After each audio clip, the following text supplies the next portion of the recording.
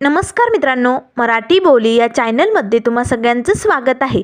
तर आज आपण बाई तुझा आशीर्वाद या मालिकेचा आजचा 19 जुलैचा भाग खूपच धमाकेदार झालेला बघणार आहोत.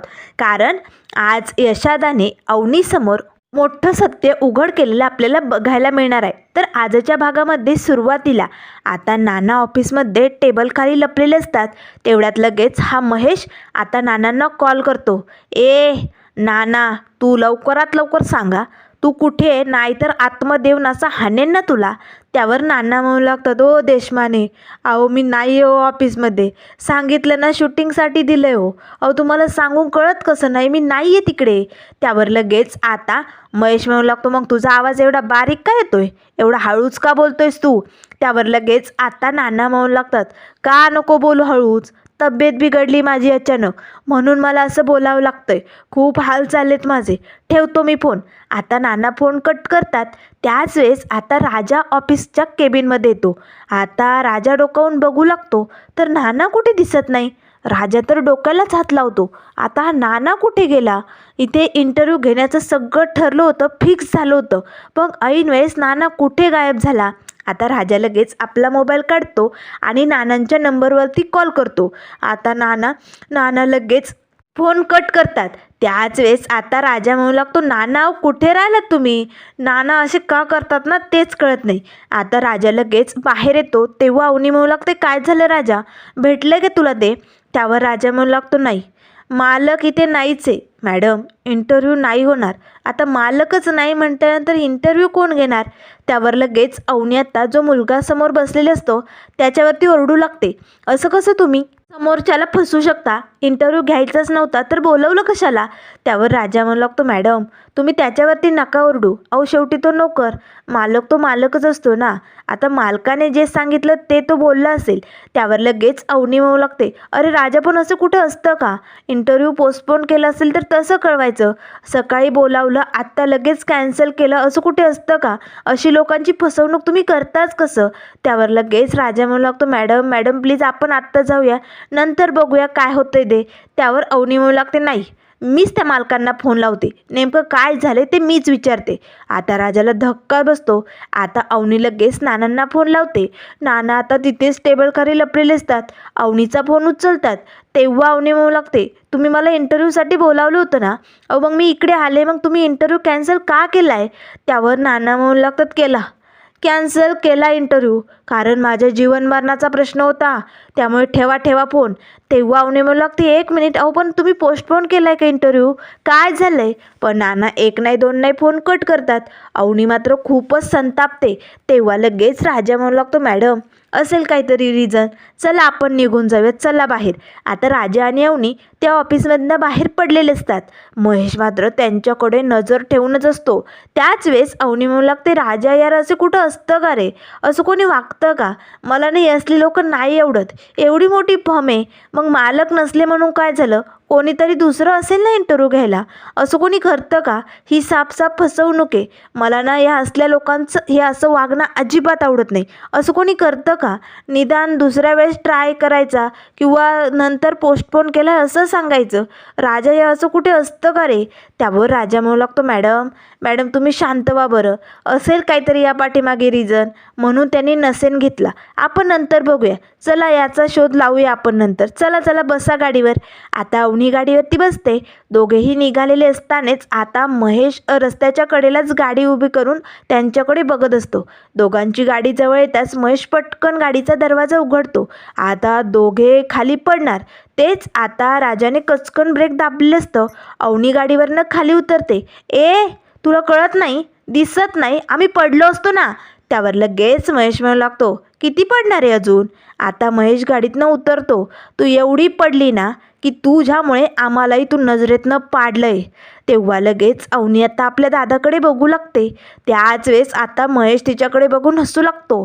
काय अवस्था करून घेतली तू, अगं चंद्रकांत देशमानेंची मुलगी ना तू, अगं मोठमोठ्या गाडीत फिरायची सवय तुला, आणि तू या फटीचर फालतू ड्रायव्हरच्या या बाईकवरती खड्ड्यावरती उड्या मारत फिरते. अगं काय अवस्था झाली तुझी, अगं बघ ना, तुला तर तुझी स्वप्न पूर्ण करायची ना, या फटीचर ड्रायव्हर बरोबर तुझी स्वप्न पूर्ण होणार आहे, ते पण सर्टिफिकेट नसताने. अगं सर्टिफिकेट असल्याशिवाय तुझ्या स्वप्नांना कोणीच भरारी देणार नाही. मग लय तोऱ्यात सांगून आली बाबांना की स्वतःच्या पायावर उभी राहणार. कशी राहणार आहे सांग ना. मलाही बघायचंय आता तुझी स्वप्न कशी पूर्ण होतात. त्यावर अवनी म्हणू लागते, दादा अरे मोठा भाऊ आहेस ना तू माझा. अरे मग आपल्या बहिणीशी असं का वागतो तू. अरे प्रत्येक रक्षाबंधनला मी तुला राखी बांधत आले, कारण प्रत्येक संकटात तू माझ्या पाठीशी ढाल बनून उभी राहावं. आणि तू तू तर इथे माझ्या जखमावरती मीठ चोळण्याचं काम करतोय. का वागतोस असं. त्यावर महेश म्हणावा लागतो, वागणार मी असंच वागणार, कारण जी राखी बांधत होती ना तू हातात, त्या राखीची राख करून टाकली तू. आमचं नाव धुळीस मिळवलंय तू. त्यामुळे आता तुझं जे स्वप्न आहे ना उड्या मारतंय, तसंच माझंही एक स्वप्न आहे. मी तुझी ही स्वप्न कधीच पूर्ण होऊ देणार नाही, याचा मी ध्यास घेतलाय. बघतो आता मी पण तू कशी तुझी स्वप्न पूर्ण करते, कसं मोठं नाव कमावते, मीही बघतोच आता. त्यावर लगेच राजा म्हणू लागतो, मॅडम मॅडम तुम्ही चला. त्याच वेळेस आता लगेच अवनी आणि राजा निघालेले असतात. तेव्हा आता महेश म्हणू लागतो, जा जा तू या फटीच्या ड्रायव्हरबरोबर जाणार आहे ना, जा. पण आयुष्यभर तुला असंच रडत बसावं लागणार आहे. तुझी अशीच बिकट अवस्था असणार आहे. आणि हे बघून मला मात्र आनंद होणार आहे. आणि एक गोष्ट नीट लक्षात ठेव, तुझ्या स्वप्नांसाठी तू या ड्रायव्हरचा हात पकडला आणि तुझी पावलं आमच्या घराबाहेर पडली ना, पण एक गोष्ट कान उघडे ठेवू नाही, एक दिवस हीच पावलं स्वतःहून आमच्या घरी येतील, भीक मागतील आमच्या घरात येण्यासाठी. आता मात्र लगेच राजा खूपच भडकतो आणि मोठाले डोळे पाडून या महेशकडे बघतो. तेव्हा लगेच महेश लागतो, हो कारण तुझी स्वप्न मी कधीच पूर्ण होऊ देणार नाही आहे. आणि या दांगटांना मी असा धडा शिकवणार आहे ना, तोंड दाखवण्याचे लायकीचे राहणार नाही हे दांगट लोक. आता राजा भडकतो, पटकन आता गाडीवरनं खाली उतरतो आणि आता या महेशला एक जोरात ओढणार. तेच अवनी त्याचा हात पकडते, राजा चल.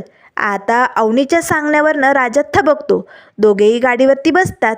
असा कट मारून आता राजा या महेशला बाजूला ढकलून तिकडनं निघून जातो. महेश मात्र खूप भडकलेला असतो. तर त्यानंतर इकडे आता घरी धनू कॉलेजवरनं आलेला असतो. धन्या आता पलंगावरती आपली बॅग फेकतो आणि आता त्याच बॅगेवरती पाय टाकून आता लोळत पडलेला असतो.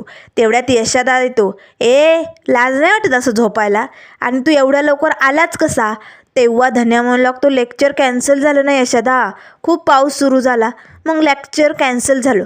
त्यावर लगेच आता यशादा म्हणू लागतो, हो लेक्चर पावसामुळे कॅन्सल झालं. अरे अजून इथे थेंब पडला नाही आपल्या घरी, आणि तुझ्या कॉलेजवर बरीच ढगफुटी कुठून पडली. त्यावर लगेच आता यशादा म्हणू लागतं, अरे बोल ना मी काय विचारायलो आहे. तेव्हा धन्या पटकन यशादाच्या हातावर टाळी देतो. यशादा काय झालं तुला सांगू का. त्या क्षणाला यशादा त्याचा हात पकडतो आणि मुरगळतो, सांग ना काय झालं, खरं खरं सांग लवकर. तेव्हा लगेच आता धन्या म्हणू लागतो, सोड ना यशादा, अरे हात मोडेल माझा. त्यावर यशादा म्हणू लागतो, डबा खाल्ला का, खाल्ला का डबा. त्यावर धन्या म्हणू लागतो, नाही लवकर सुटलो ना, वहिनींसोबत खाणार होतो. तेवढ्यात लगेच खिडकीतनं आता राजा आणि अवनी आलेले असतात. त्याच वेळेस धन्या म्हणू लागतो, बघ वहिनींचं नाव घेतलं आणि वहिनी हजर झाल्या, मी वहिनींसंगच जेवणार आहे दुपारी. आता अवनी गाडीवरनं खाली उतरते आणि घरात येते. अवनीचा चेहरा पडलेला बघून धन्या आणि यशादाला जरा टेन्शनच येतं. यशादा विचारतो, काय झालं अवनी, झाला का इंटरव्ह्यू. तेव्हा अवनी एक नाही दोन नाही आपल्या रूमकडे निघालेली असते. त्याच वेळेस धन्या म्हणू लागतो, वहिनी थांबा, काय झालं आहे, इंटरव्ह्यू झाला का, नाही काही प्रॉब्लेम आहे का. आता अवनी एक नाही दोन नाही गप्प. तेव्हा लगेच यशादा म्हणू लागतो, राजा राजा काय झालं आहे सांगशील का, इंटरव्ह्यू नाही झाला आहे का. त्यावर लगेच आता अवनी म्हणू लागते, नाही नाही झाला, पोस्टपोनसुद्धा नाही केला, असं कोणी वागतं का. इंटरव्ह्यूला बोलवलं आणि तिथे गेल्यानंतर इंटरव्ह्यू नाहीच इकडे असं सांगितलं. यशादा तुम्ही रिफरन्स केलं होतं ना माझं नाव त्यांच्याकडे, मग ते लोक कसं का वागले माझ्याशी. यशादा सांगा ना कोण होती ती माणसं, आणि एवढी मोठी फर्म असताना असा इंटरव्ह्यू कोणी कॅन्सल करतं का. यशादा सांगा ना, तुमची तर मोठी ओळख आहे ना तिकडे, बोला ना यशादा, असं का केलं त्यांनी. त्यावर आता यशादा मात्र भडकतो. राजाकडे मोठाले डोळे करून बघतो. तेव्हा लगेच आता अवनी म्हणू लागते, यशादा असं का वागले असतील ते माझ्याशी, तुम्ही त्यांच्याशी बोलला होता ना. त्यावर यशादा म्हणू लागतो, चला चला मी तुम्हाला दाखवतो, मला तुम्हाला काहीतरी दाखवायचं आहे. आता लगेच अवनी म्हणू लागते, काय काय दाखवायचं आहे, कुठे जायचं यशोदा? तेव्हा यशोदा म्हणू लागतो चला तुम्ही माझ्यासोबत. तेव्हा अवनी म्हणू लागते पुन्हा ऑफिसमध्ये जायचं आहे का? त्यावर यशोदा म्हणू लागतो चला सांगितलं ना. आता राजा लगेच यशोदाला म्हणू लागतो यशोदा कुठे जायचं आहे? राजाच्या हातनं गाडीची चावी आता यशोदा हिसकावतो. आता लगेच यशोदा अवनीला गाडीवरती घेऊन निघालेलं असतो. राजाला मात्र फुल टेन्शन आलेलं असतं. यशोदा आता नेमकं काय सांगणार आहे? अरे बापरे! आता यशोदाच्या पाठोपाठ राजाही सायकलवरती टांग मारतो आणि भडनाट लगेच सायकल दामटू लागतो. धन्याला मात्र टेन्शन आलेलं असतं, हे समजे कुठे गेले असतील. तर आता इकडे यशोदा आपलं ज्या ठिकाणी काम चालू असतं बांधकाम, त्या ठिकाणी अवनीला घेऊन आलेले असतात. अगदी छान असा मस्त बंगला तयार झालेला असतो. गाडीवरनं उतरताच अवनी म्हणू लागते यशोदा काय मस्त बनवलं ना, तुमची साईट आहे का ही? त्याच वेळेस अवनी आतमध्ये जाऊन बघू लागते. अगदी छान अशी डिझाईन घराची असते. तेव्हा अवनी म्हणू लागते वा यशोदा काय मस्त डिझाईन केली ना. खरंच यशोदा तुम्ही ना एक नंबर भारी एक नंबर भारी कॉन्ट्रॅक्टर आहात. तुम्हीच बनवली का डिझाईन? नाही म्हणजे तुम्हाला तर आता इंजिनियरच म्हणायला पाहिजे. तेव्हा लगेच यशोदा म्हणू लागतो नाही आहे मी इंजिनियरही नाही आहे आणि कॉन्ट्रॅक्टरही नाही आहे. आता अवनी म्हणू लागते यशोदा अहो काय बोलताय तुम्ही? तेव्हा यशोदा म्हणू लागतो हो हे डिझाईन मी बनवलं आहे असं वाटते का तुम्हाला? त्यावर अवनी म्हणू लागते हो तुम्ही बनवू शकता की, तुम्ही कॉन्ट्रॅक्टर आहात आणि आजकाल कॉन्ट्रॅक्टर डिझाईन बनवतात आणि असली घरं पण उभी करतात ना, त्यामुळे तुम्ही बनवलं असेल हे डिझाईन. त्यावर लगेच आता यशोदा म्हणू लागतो नाही मी कॉन्ट्रॅक्टर नाही इंजिनियर नाही, मी कोण आहे मी तुम्हाला दाखवतो. यशोदा बाहेर जातो. कामगार आता वाळू भरण्याचं काम करत असतात. यशोदा आता टोकर आणि खोऱ्याने वाळू भरतो आणि एक टोकर वाळू आतमध्ये घेऊन आता तिथे गंजावरती फेकतो. आता अवनी यशोदाकडे बघत असते. तेव्हा यशोदा म्हणू लागतो बघा रीती वाहणारा कामगार आहे मी एक. अशी रीती व्हायची ती कालवायची आणि विटावरती विटा थरा रचून आता मी घरं बांधण्याची कामं करतोय. मी एक गवंडी आहे. जेव्हा बाहेर विटांची ट्रक येते ना, तेव्हा त्या ट्रकमधनं त्या विटा बाहेर काढायच्या, रीती बाहेर काढायची, मुरूम टाकायचा आणि या असल्या भिंती बांधून हे घर तयार करायचं. एवढंच काम आहे माझं. मी आधी एक कामगार होतो आणि त्यानंतर मी आता एक मिस्त्री झालो आहे. मी नाही हो कॉन्ट्रॅक्टर. आता अवनीला धक्का बसतो. तेव्हा लगेच आता यशोदा म्हणू लागतो मी ही मोठाली डिझाईन बनवतो, साईटवरती जातो, हे असं सगळं तुम्हाला राजाने. त्यावर अवनी म्हणू लागते खोटं सांगितलं? तेव्हा यशोदा म्हणू लागतो हो राजाने हे सगळं खोटं सांगितलं. तेव्हा लगेच अवनी म्हणू लागते पण का? त्यावर लगेच यशोदा म्हणू लागतो पण का याचं उत्तर नाही आहे माझ्याकडे. राजाने तुम्हाला खोटं सांगितलं कारण मी खूप श्रीमंत माणूस आहे पण तरी गरिबासारखं राहतो असं तो म्हणाला ना.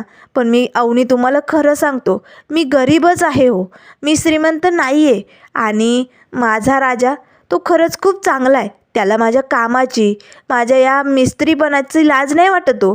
त्याने हे सगळं का सांगितलं असेल माहिती? तो जगाला घाबरतो. तुम्ही एवढ्या मोठ्या घरातल्या आणि मी असलं गरीब लोक, त्यामुळे त्याला कदाचित वाटलं असेल की तुमच्यासमोर माझ्या भावाचं असं मिस्त्रीचं काम कसं सांगायचं, म्हणून तो कदाचित खोटं बोलला असेल. पण त्याच्या मनात काही नसता, तो जगाला घाबरतो एवढंच. जगात श्रीमंत लोकांना जास्त मान दिला जातो ना, आणि आपल्या यशोदाला कोणीतरी मान द्यावा म्हणून त्याने हे सगळं खोटं नाटक सांगितलं आहे. त्यावर लगेच अवनी म्हणू लागतं याचा अर्थ मग आज जो इंटरव्ह्यू होता तो? तेव्हा यशोदा म्हणू लागतो तोही खोटा होता. तेव्हा अवनी म्हणू लागते पण का वागला राजा माझ्याशी एवढं खोटं? तेव्हा यशोदा म्हणू लागतो कदाचित त्याने हे सगळं का केलं माहिती? तुमचा गेलेला कॉन्फिडन्स वाढवण्यासाठी त्याने हे सगळं केलं.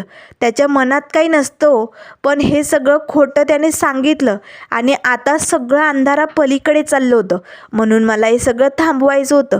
तुम्ही मला रोज विचारायचा यशोदा तुमची मोठी ओळख आहे, माझ्यासाठी नोकरी बघा. हे सगळं मला नाही सहन झालं आणि शेवटी तुम्हाला सगळं खरं सांगावं म्हणून मी इकडे घेऊन आलो. त्यामुळे प्लीज अवनी मला माफ करा, मी चुकलो, मी एक मिस्त्री आहे, मी कॉन्ट्रॅक्टर नाही आहे, मला माफ करा असे म्हणत आता यशोदा अवनीसमोर हात जोडू लागतात. तेव्हा अवनी म्हणू लागते यशोदा तुम्हाला हात जोडायची गरज नाही आहे यशोदा. हे बघा यशोदा तुम्ही कॉन्ट्रॅक्टर नाही आहे मिस्त्री आहात हे कळल्यानंतर तुमच्याबद्दलचा जो मान माझ्या मनात आहे ना, तो अजिबात कमी झालेला नाही आहे आणि तुम्ही माफी मागायची तर गरजच नाही आहे. कारण खोटेपणा ज्याने केली ना त्याला माफी मागायची गरज आहे. राजा माझ्याशी एवढं खोटं वागला असे म्हणत आता अवनी निघालेली असते. त्याच वेळेस आता यशोदा म्हणू लागतो, थांबा, मी सोडतो तुम्हाला. तेव्हा अवनी म्हणू लागते, नाही यशोदा, मला जाऊ दे एकटीला. आता टेन्शनमध्ये रडतच अवनी निघालेली असते. तेव्हा यशोदा मनाशीच म्हणू लागतो, यांना मी कॉन्ट्रॅक्टर नाही आहे, मी एक मिस्त्री आहे. हे राजाने खोटं सांगितलं, इंटरव्ह्यू खोटा घेण्याचं ठरवलं. हे कळल्यानंतर अवनीला एवढं टेन्शन आलं, त्यांची एवढी परिस्थिती हे झाली. तर जेव्हा त्यांना सत्य कळेल की हे खोटं लग्न खरं झालं आहे, तेव्हा काय होईल त्यांचं, याचं टेन्शन यशोदाला आलेलं असतं. अवनी आता रस्त्याने एकटीच निघालेली असते. ती रडत असते. तिला यशोदाचं बोलणं आठवत असतं, राजाने तुम्हाला माझ्याबद्दल खोटं सांगितलं आहे, मी कॉन्ट्रॅक्टर नाही तर मिस्त्री आहे. त्याच वेळेस आता पाठीमागनं सायकलवरती राजा येतो. मॅडम थांबा. अहो मॅडम, किती शोधलं मी तुम्हाला, कुठे होता तुम्ही मॅडम? बरं जाऊ द्या, मी सायकल इकडे लावतो, आपण दोघे रिक्षाने जाऊया. तुम्हाला भूक लागली असेल ना? यशोदाने खायचं विचारलं नाही आणि आला तुम्हाला घेऊन, चला पटकन. त्यावर लगेच आता राजा सायकल बाजूला लावतो आणि अवनीला म्हणू लागतो, चला आपण रिक्षातनं जाऊया. त्याच वेळेस अवनी म्हणू लागते, तुला माहिती आर्किटेक्टचा जॉब काय असतो? बोल ना, आर्किटेक्ट नेमकं काय काम करतात हे तुला माहिती आहे? आणि कॉन्ट्रॅक्टर काय करतात, बिल्डर काय करतात, आणि एक गवंडी काय करतो हे माहिती आहे का? आता राजाला धक्का बसतो, कारण यशोदा एक गवंडी आहे हे सत्य यशोदाने अवनी मॅडमला सांगितलं आहे. राजा एक नाही दोन नाही गप्प. तर त्यानंतर मित्रांनो पुढील भागामध्ये आपल्याला बघायला मिळेल, अवनी आता एका मंदिरात रडत बसलेली असते. तेवढ्यात तिकडं ही कावळीन सुली टपकते. आता अवनीला रडताना बघून आता लगेच सुली खुश होते. अगं ये पोरी, तू एकटीच इकडे रडत बसली, झालंय काय? नक्कीच त्या धोंड्याने त्याच्या पोरांनी तुला त्रास दिला असेल, म्हणूनच रडतेस ना? त्यावर आता अवनी म्हणू लागते, नाही, तुम्ही म्हणताय तसं काही झालेलं नाही आहे. त्यावर लगेच सुली म्हणू लागते, मला माहिती आहे ना, तू त्या घरात येऊन ना स्वतःच्या पायावरती धोंडा मारून घेतलाय. हे बघ, त्या घरात ते लोक तुला सुखाने जगू देणार नाही. एक नंबरची भामटी माणसं आहेत ती. त्यावर आता अवनी म्हणू लागते, बास, उगच खोटं नाटं मला सांगायची गरज नाही आहे. तेव्हा सुली म्हणू लागते, खोटं नाटं नाही, अगं खरं आहे. तुला माहिती आहे त्या धोंड्याची बायको लक्ष्मी कशी गेली? अगं ती स्वतःहून नाही मेली, या धोंड्याने गळा दाबून मारलंय तिला. आता मात्र अवनी लगेच या सुलवात्याकडे बघते. पण आता या सुलवात्याला अवनी कसं उत्तर देणार हे सगळं आपल्याला बघायला मिळेल. त्यामुळे मित्रांनो, अशाच मालिकेंच्या अपडेट पाहण्यासाठी चॅनलला लाईक करा, सबस्क्राईब करा. व्हिडिओ पाहिल्याबद्दल धन्यवाद.